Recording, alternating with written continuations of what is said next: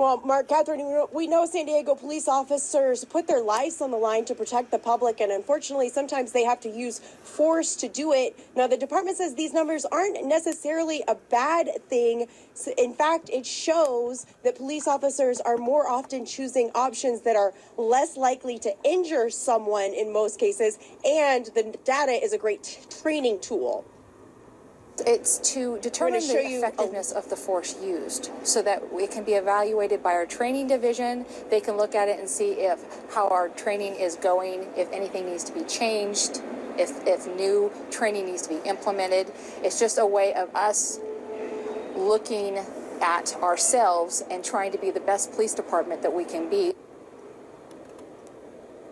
Now, through the California Public Records Act, NBC7 obtained SDP data on the number of times force was used. San Diego police documented 15,995 use of force instances in 2015. That's up 13% from the total of 14,134 in 2014. Now, keep in mind, these are instances, not incidents. So this is kind of confusing, but one single incident could result in half a dozen documented instances. For example, if someone's downtown wielding a knife, 12 officers show up, one officer tases that individual, that's going to be 12 documented instances. And that's especially true with the San Diego Police Department making an effort to send more officers to each call. Some interesting things to note here is that use of taser went down nearly 20%. Use of neck restraint went down nearly 36%. The National Action Network President Shane Harris praised SDPT for releasing the numbers, but said he'd be interested in seeing them broken down by district and age.